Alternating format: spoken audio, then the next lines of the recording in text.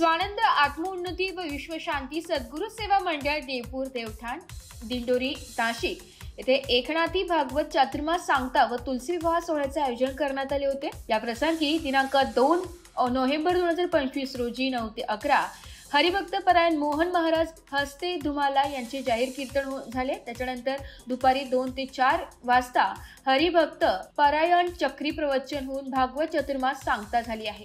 तसेच 3 नोव्हेंबर रोजी सायंकाळी 5 ते 6 या वेळेत तुलसी विवाह संपन्न झाला। त्यानंतर सामुदायिक हरिपाठानंतर महाप्रसादाचे देखील आयोजन करण्यात आले होते। त्यानंतर रात्री 9 वाजता हरिभक्त परायण युवराज महाराज टिटवे यांचे जाहीर कीर्तन हे पार पडले। टिटवे येथे एकनाथजी भागवत चातुर्मास सांगता व तुलसी विवाह सोहळ्यानिमित्त हरिभक्त परायण युवराज महाराज दळवी यांच्या मार्गदर्शनाखाली हा सोहळा पार पडला। या प्रसंगी श्री वैभव धनराज महाले, सरपंच सूरज राऊत, सचिन भाऊ पागेदादा व गावकरी मंडळींनी भेट दिली।